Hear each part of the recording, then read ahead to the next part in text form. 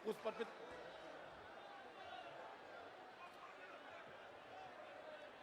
आज आप आइए।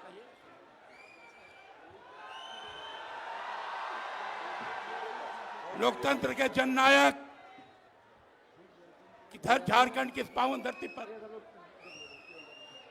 अरे अबे माननीय विधायक बेरमो आदरणीय राहुल गांधी जी का सम्मान करेंगे।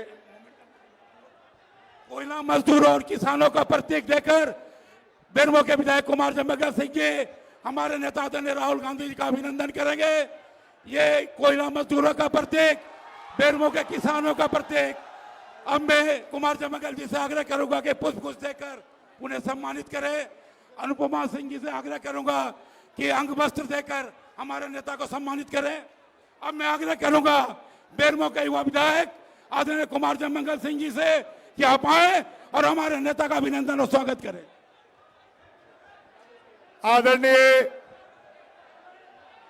नेता प्रतिपक्ष कांग्रेस पार्टी के राष्ट्रीय पूर्व अध्यक्ष हरदिल अजीज, जन जन के नेता, जननायक, हिंदुस्तान के भविष्य, हिंदुस्तान की आस, हमारे नेता आदरणीय राहुल गांधी जी का इस बेरमो की धरती पर, स्वर्गीय राजेंद्र प्रसाद सिंह जी की धरती पर, जगन्नाथ मातो जी की धरती पर हार्दिक अभिनंदन करता हूं, स्वागत करता हूं, वंदन करता हूं, अभिनंदन करता हूं। इस मंच पर बैठे हुए हमारे प्रभारी, आप लोग शांत रहिए, शांत रहिए। इस मंच पर बैठे हुए हमारे राष्ट्रीय महासचिव, एआईसीसी के महासचिव गुलाम अहमद मीर साहब, हमारे प्रदेश अध्यक्ष केशव महतो कमलेश जी, बोकारो विधानसभा की प्रत्याशी मेरी बहन श्वेता सिंह जी, आदरणीय सुबोध कांत सहाय साहब, पूर्व अध्यक्ष राजेश ठाकुर साहब, तमाम उपस्थित पदाधिकारीगण, बेरमो की जनता, माताएं, बहनें, युवा साथी, आप सभी को मैं तहे दिल से अभिनंदन करता हूं, स्वागत करता हूं, वंदन करता हूं। गौ बाबा बोइया, मसी नायक बाबा मांझी हेड़म, सनम को, बेटी को, जोग मांझी को, मांझी बूढ़ी को तहे दिल से हार्दिक अभिनंदन और स्वागत करता हूं। आज हम उस धरती पे हैं जहां का एक एक कण, एक एक निर्माण कांग्रेस पार्टी की देन है। आज बोकारो स्टील प्लांट की बात करें, सीटीपीएस की बात करें, बीटीपीएस की बात करें, या बीआरएल की बात करें, या गोमिया आयल फैक्ट्री की बात करें, टीवीएनएल की बात करें, या फिर हम सिंदरी कारखाना की बात करें, अगर इस कोयलांचल की धरती पे किसी ने कुछ करने का काम किया है तो वो हमारे कांग्रेस पार्टी ने किया है। मैं आप तमाम लोगों से विनती करना चाहता हूं कि 20 तारीख को महागठबंधन के उम्मीदवार के रूप में आपका बेटा, आपका भाई, मैं खड़ा हुआ हूं। कांग्रेस पार्टी ने, झारखंड मुक्ति मोर्चा ने, वाम दलों ने और राष्ट्रीय जनता दल ने मुझे प्रत्याशी बनाया है। ये धरती स्वर्गीय राजेंद्र बाबू की है और राजेंद्र बाबू का यहाँ पे बहुत बड़ा योगदान है। उन्हीं के आशीर्वाद से, वही उन्हीं के संस्कार से आज मैं यहाँ तक पहुंच पाया हूं। आगे भी भरोसा दिलाता हूं कि मैं अपने पिता के नाम को, अपने पिता के संस्कार को और बाबा साहब के संविधान को कभी भी बेरमो की धरती से मिटने नहीं दूंगा, उन्हें हमेशा के लिए जीवित रखूंगा। मेरे साथ आप लोग सब मिलकर एक साथ नारा लगाइए, आदरणीय राहुल गांधी जिंदाबाद, राहुल गांधी जिंदाबाद, राहुल गांधी जिंदाबाद, राहुल गांधी जिंदाबाद। इसी के साथ मैं अपनी वाणी को विराम देता हूं। 20 तारीख का दिन मत भूलिएगा, 1 नंबर बटन नहीं भूलिएगा, क्योंकि आपके बेटे ने तन मन धन लगाकर 5 साल आपका सेवा करने का काम किया है। तहे दिल से आप लोगों को प्रणाम करता हूं, अभिनंदन करता हूं, जोहार करता हूं। नमस्ते, जय झारखंड, जय हिंदुस्तान, भारत माता की, भारत माता की। अब मैं आपके बीच, जिनका आप कई घंटों से इंतजार कर रहे थे, वैसे भारत जोड़ो यात्रा और भारत जोड़ो न्याय यात्रा करने वाले हमारे नेता न्याय योद्धा आदरणीय राहुल गांधी जी अब आपको संबोधित करेंगे।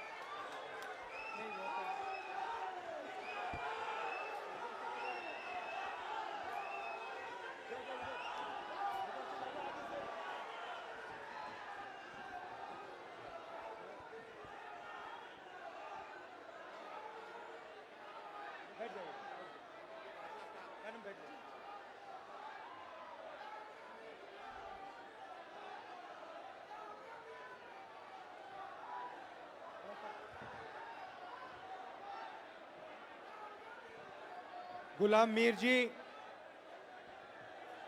केशव महतो जी, राजेश ठाकुर जी, सुबोध कांत सहाय जी, हमारे कैंडिडेट्स कुमार जयमंगल सिंह जी, श्वेता सिंह जी, स्टेज पे वरिष्ठ नेता कांग्रेस पार्टी के और गठबंधन के नेता, हमारे प्यारे कार्यकर्ता भाइयों और बहनों, आप सबका यहां बहुत बहुत स्वागत, नमस्कार। आप लोगों का मूड कैसा है आज? कैसा है मूड?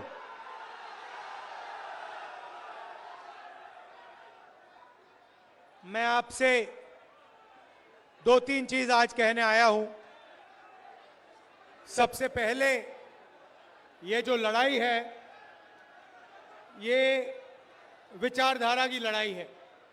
एक तरफ कांग्रेस पार्टी, इंडिया गठबंधन, और दूसरी तरफ बीजेपी और आरएसएस। हम कहते हैं कि देश को संविधान के माध्यम से चलाना चाहिए। हम कहते हैं संविधान मजबूत करना चाहिए, और बीजेपी और आरएसएस संविधान को खत्म करना चाहते हैं, फाड़ के फेंकना चाहते हैं। यह संविधान अंबेडकर जी का संविधान है, फूले जी का संविधान है, बुद्ध भगवान, गांधी जी, इन सब की आवाज इस संविधान के अंदर है। अभी मैंने बिरसा मुंडा जी की फोटो पर फूल चढ़ाए, उनकी भी सोच इस संविधान के अंदर है। और बीजेपी कहती है कि संविधान को खत्म कर देना चाहिए, और प्रधानमंत्री कहते हैं कि राहुल गांधी लाल कलर का संविधान लिए घूम रहा है। देखिए, इसका कौन सा रंग है उससे हमारी परवाह नहीं है, इसके अंदर क्या लिखा है वो हम बचाना चाहते हैं। नरेंद्र मोदी जी कहते हैं संविधान खाली है।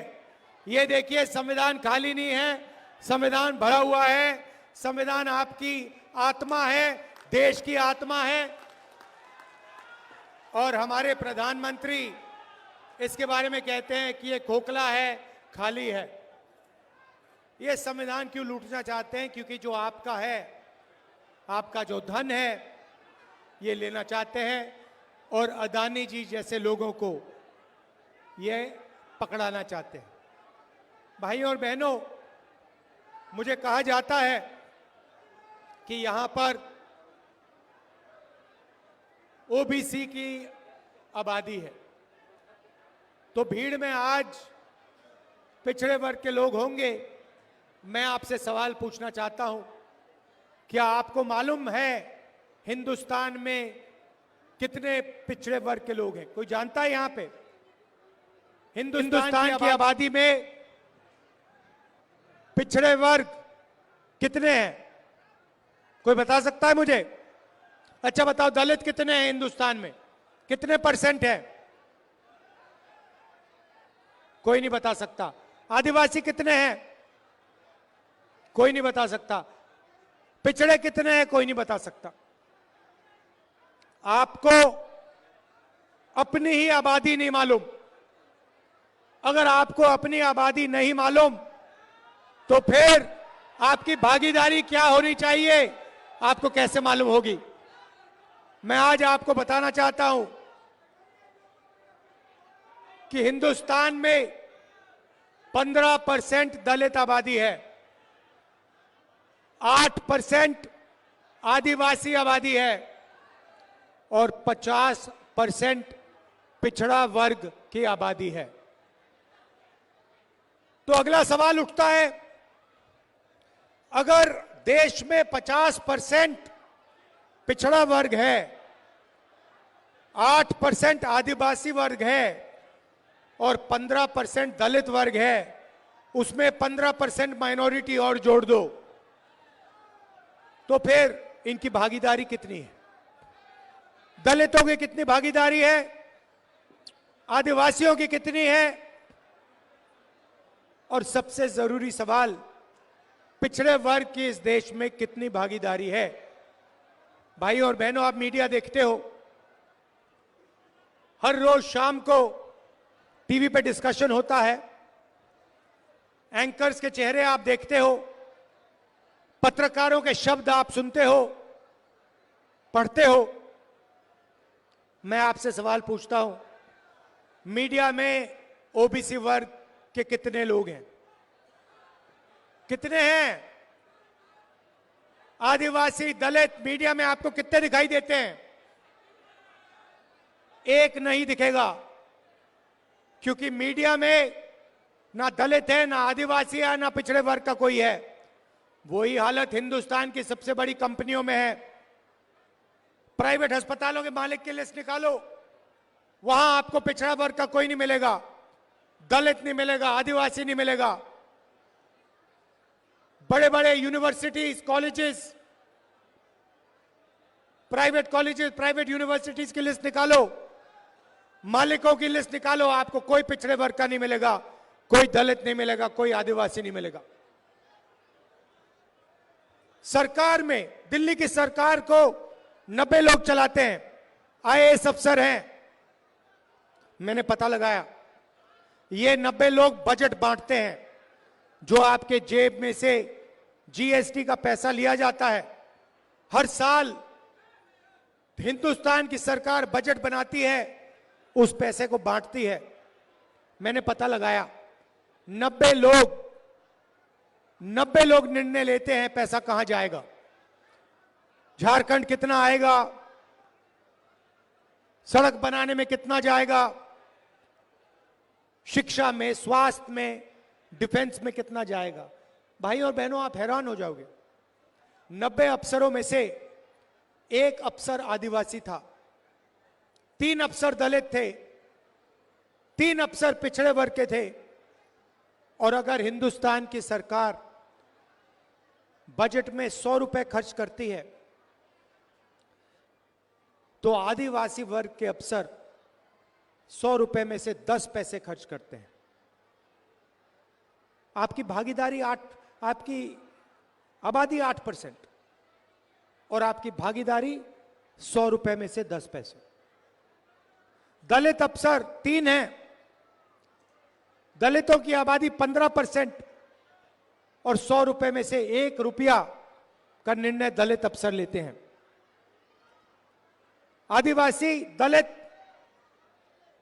15% और 8% उनकी भागीदारी, उनकी आबादी, और सब मिलाकर 1 रुपया 10 पैसा 100 रुपए में से वो निर्णय लेते हैं। अब बात करते हैं पिछड़ों की। हिंदुस्तान में आपकी 50% आबादी है कम से कम। 3 अफसर आपके, वो भी पीछे बैठा रखे हैं, छोटे छोटे डिपार्टमेंट दे रखे हैं। और अगर हिंदुस्तान की सरकार 100 रुपए खर्च करती है, तो पिछड़े वर्ग के अफसर 5 रुपए का निर्णय लेते हैं। मतलब आपकी आबादी 50% और आपकी भागीदारी 100 में से 5 रुपए। और अगर आप आदिवासी, दलितों को और पिछड़ों को जोड़ दें, सबको जोड़ दें, तो 100 रुपए में से आपकी भागीदारी 6 रुपए 10 पैसे। आप कहीं के नहीं हो। आप जीएसटी देते हो, आप देश को भोजन देते हो, आप मजदूरी करते हो, और जब भागीदारी की बात आती है तो आप कहीं नहीं दिखते। प्रधानमंत्री 24 घंटा कहते हैं मैं ओबीसी हूं, मैं ओबीसी हूं, ओबीसी हूं। इसका क्या मतलब है? मैं आपसे पूछना चाहता हूं, हिंदुस्तान के प्रधानमंत्री ने अरबपतियों का 16 लाख करोड़ रुपए माफ किया है, अदानी का 16 लाख करोड़ रुपए, अदानी अंबानी ऐसे 25 लोगों का 16 लाख करोड़ रुपए माफ किया है। मैं आपसे पूछ रहा हूं, नरेंद्र मोदी जी ने पिछले वर्ग के लिए क्या किया, दलितों के लिए क्या किया, आदिवासियों के लिए क्या किया? मुझे बता दो, कितने किसानों का कर्जा माफ किया? महाराष्ट्र में चुनाव चल रहा है, बंबई में धारावी की जमीन है, सोने से भी ज्यादा कीमती है, 1 लाख करोड़ रुपए की जमीन है, अदानी जी को दी जा रही है। देश का पूरा धन इन्हीं 20-25 लोगों को दिया जाता है। कुछ समय में आपका जो स्टील प्लांट है, यह भी उठा के दे देंगे। सारे के सारे प्लांट्स प्राइवेटाइज करते हैं, शिक्षा का सिस्टम प्राइवेटाइज कर दिया, अस्पताल प्राइवेटाइज कर दिए, इंडस्ट्री प्राइवेटाइज कर दी, और फिर यहां पे जो आपको पहले मिलता था, रिजर्वेशन मिलता था, उसको भी 14% तक घटा दिया है। 27% पिछड़े वर्ग को मिलता था और उनकी सरकार ने 14% कर दिया है। तो कैसे ओबीसी की सरकार है ये अरबपतियों की सरकार है, अदानी की सरकार है, अंबानी जैसे लोगों की सरकार है, और इसका काम आपका धन आपसे छीनने का है। भाई और बहनों, जीएसटी जितना आप देते हो उतना अदानी देता है। आप शर्ट खरीदते हो, 18% जीएसटी आप देते हो, वही शर्ट अगर अदानी खरीदेगा उतना ही पैसा वो देगा। जीएसटी आप देते हो, सब कुछ आप देते हो, और वो उठा के ले जाते हैं, बिना पूछे आपकी जमीन छीन लेते हैं। जैसे धारावी में गरीबों की जमीन है, मजदूरों की जमीन है, उठा के ले जाने, और कोई चू नहीं बोलता। कौन बोलता है? कांग्रेस पार्टी बोलती है, राहुल गांधी बोलता है। ये मीडिया वाले जो बैठे हैं, ये जो बैठे हैं कैमरा लिए, इन्होंने कभी किसानों की बात की है, मजदूरों की बात की है, स्टील प्लांट की बात की है? कभी नहीं करेंगे। ये उनके हैं, अदानी के, इसलिए ये 24 घंटा मोदी का चेहरा दिखाते हैं। जो गरीबों की बात करेगा, जो धारावी की बात करेगा, जो बोकारो स्टील प्लांट की बात करेगा, जो मजदूरों की बात करेगा, उसको ये गाली देंगे, और उसका चेहरा ये कभी नहीं दिखाएंगे, क्योंकि ये अदानी के हैं, अंबानी के हैं, बड़े बड़े अरबपतियों के हैं, आपके नहीं है।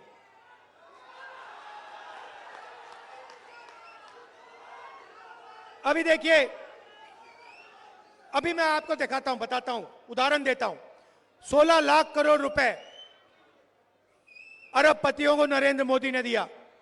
अब देखना, मैं अब छोटी सी बात कहने जा रहा हूं कि हम हिंदुस्तान, उन्होंने 16 लाख करोड़ रुपए अरबपतियों को दिया। मैं महिलाओं को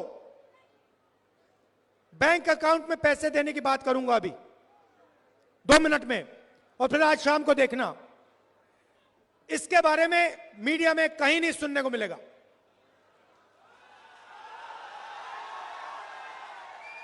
और अगर मिलेगा तो कहेंगे देखो राहुल गांधी गरीबों की आदत बिगाड़ रहा है।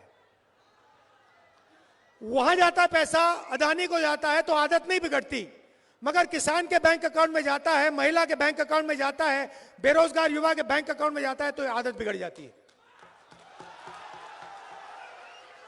मुझे कोई फर्क नहीं पड़ता, मैं बता रहा हूं, और अभी शुरू किया मैंने काम, अभी छोटा काम किया है। मैं बता रहा हूं, जितना पैसा नरेंद्र मोदी ने अरबपतियों को दिया ना, उतना ही पैसा मैं आपके बैंक अकाउंट में डालने वाला हूं। इस बार दिल्ली की सरकार नहीं आई, दिल्ली की सरकार नहीं आई, नहीं तो पता लग जाता आपको क्या है, कैसे सरकार चलाई जाती है। तो सबसे पहले मैंने आपको पिछड़े वर्ग की बात की, दलितों की बात की, आदिवासियों की बात की। सबसे पहले मैं बताना चाहता हूं हम यहां पे जाति जनगणना करने जा रहे हैं। दूध का दूध, पानी का पानी हो जाएगा, सबको पता लग जाएगा किसकी कितनी भागीदारी है, कौन से वर्ग के हाथ में क्या है, कितनी जमीन किसके हाथ में है, कितने बिजनेस किसके हाथ में, मीडिया में कितने पिछड़े वर्ग के लोग हैं, दलित कितने, आदिवासी कितने हैं। हम देश की एक्सरे करने जा रहे हैं और इससे आपको पता लग जाएगा कितनी बेईमानी की जा रही है और आपका कितना धन आपके आंखों के सामने चोरी किया जा रहा है। और यही काम हम झारखंड में करेंगे, जाति जनगणना। दूसरा काम और सबसे बड़ा काम, मैया समान, नाम सुना है? झारखंड की महिलाएं, आप सुनिए, जैसे उठकर हर रोज अदानी अपना बैंक अकाउंट चेक करता है ना, वैसे ही हर महीने जब झारखंड की महिलाएं सुबह सुबह अपना बैंक अकाउंट चेक करेंगी, उसमें हर महीने झारखंड की सरकार ने हर महिला के लिए 2,500 रुपए डाल दिया होगा।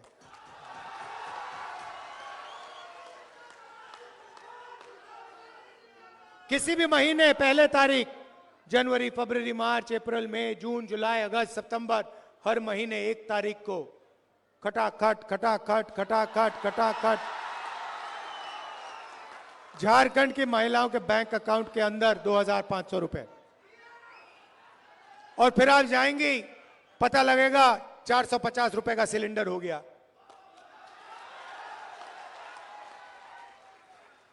एसटी रिजर्वेशन 26% है, उसको हम 28% कर देंगे। एससी रिजर्वेशन 10% है, उसे 12% कर देंगे। और ओबीसी रिजर्वेशन 14% है, उसको हम 27% कर देंगे। और ये जो दीवार बना रखी है 50% रिजर्वेशन वाली, लोकसभा में मैंने कह दिया है, इस दीवार को दिल्ली में हम लोकसभा में तोड़ेंगे और झारखंड में भी तोड़ेंगे। 7 किलो राशन हर गरीब व्यक्ति को हर महीने मिलेगा और 15 लाख रुपए तक का आपको स्वास्थ्य बीमा योजना में मिलेगा।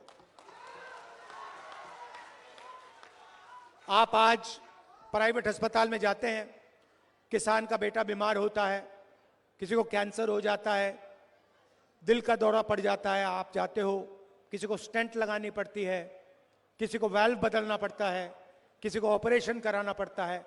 जैसे ही आप जाते हो वहां पे मीटर शुरू हो जाता है, अस्पताल में मीटर शुरू हो जाता है। एक्सरे का मीटर होता है, एमआरआई का मीटर होता है, दवाई का मीटर होता है, ऑपरेशन का मीटर होता है। बाहर निकलते हो पता लगता है 5-6 लाख रुपए आपके गायब हो गए, आपके जेब से निकले, प्राइवेट अस्पताल में चले गए। इसीलिए हम योजना ला रहे हैं, आप अस्पताल जाओगे, इलाज कराओगे, ऑपरेशन होगा, एमआरआई, एक्सरे, दवाई जो भी होगा, आप अस्पताल में जाओगे, उनसे पूछोगे भैया बिल कितने का है, जवाब मिलेगा बिल में आपको कोई पैसे नहीं देने, 15 लाख रुपए तक झारखंड की सरकार देगी। भाइयों और बहनों, ये आपका पैसा है, ये उनका नहीं है, ये आपका है। ये धन जो है, ये जंगल जो है, ये जमीन जो है, जल जो है, कोयला जो है, ये आपका है। ये इसमें लिखा है, संविधान में लिखा है। इसीलिए ये संविधान को खत्म करना चाहते हैं। इसीलिए ये बिरसा मुंडा जी, अंबेडकर जी का सपना खत्म करना चाहते हैं, क्योंकि संविधान में लिखा है हर व्यक्ति एक जैसा है, हर जात, हर धर्म, हर प्रदेश, हर भाषा की इज्जत होनी चाहिए, इसमें लिखा है। युवाओं को नरेंद्र मोदी ने बेरोजगार बना दिया, नोटबंदी की, जीएसटी, गलत जीएसटी लगा दी, पता लगा हिंदुस्तान में रोजगार पैदा ही नहीं होता है।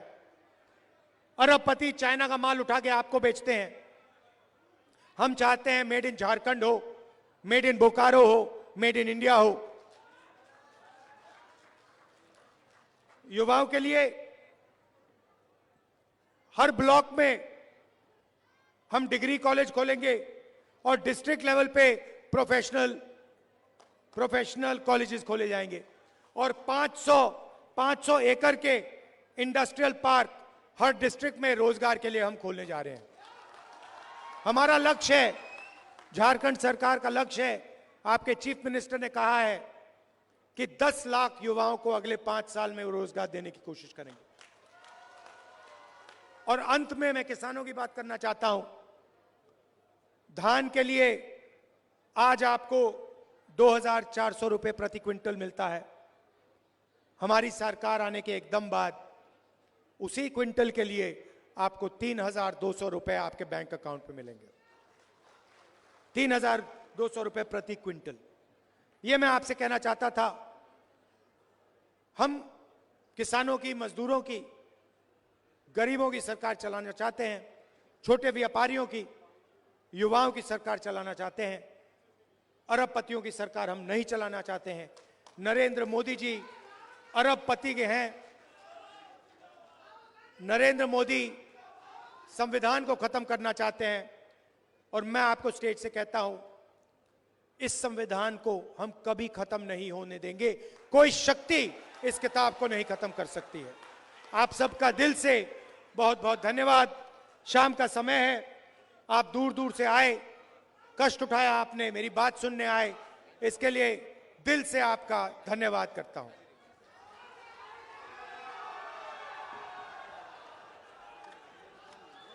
सिर्फ कैंडिडेट को जाने दो।